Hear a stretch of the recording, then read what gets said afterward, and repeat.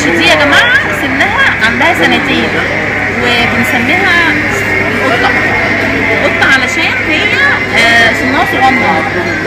فسمكه القرش دي الجميله اللي لحمها ابيض اللي هنشوفه دلوقتي دي لما بتكبر عن سنتين بتبقى خطره، بتبقى خطيره وبتهاجم اي حد. فدلوقتي هي عندها سنتين بتتاكل وبتكون موجوده هنا عندنا في بحر القناه، البحر المتوسط. لما بيكون بقى بتكبر وبقى عندها اكبر من سنتين بتمشي بقى تهاجر بقى وتروح بقى المحيطات عشان تفترس اي حد.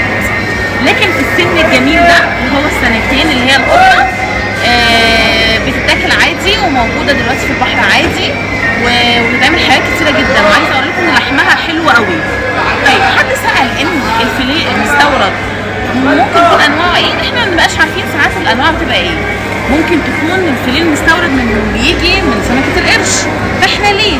طالما هي عندها سنتين وطالما هي صغيره ينفع تتاكل نبقى ناكلها واحنا بلدنا عشان يبقى حاجه موثوق منها. سمكه القرش دي بتتعمل مقلي وعلى الفحم، وانا هوريكم لحمها وهو بيتسلخ الجميل قوي. هي اساسا انا ماسكاها وهي طريه جدا. شايفين عامله ازاي؟ شايفين عينيها؟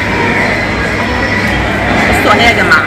وديلها دي بقى دلوقتي بتاكل ايه؟ بتاكل السردين، بتاكل البسارية، بتاكل اي اسماك صغيره او كبيره بتهجم عليها وتاكلها. بس ده نوع دلوقتي يا جماعه مش مفترس ولا اي حاجه، ده نوع بيتاكل وعادي جدا. وانا عن نفسي عملته وطبخته كده كان طعمه خطير. المفروض بقى الجنب دوت يتسلخ هو كمان عشان لما لما تقطع حتت كده جزل او فيليه.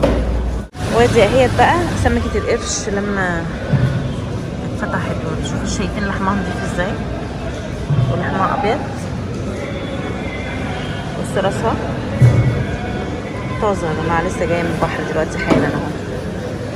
بتتعمل بقى فيليه تقطع، ممكن تعمل مقلي، ممكن تتعمل على الفحم، ولحمها حلو جدا. سمك القرش الفيليه.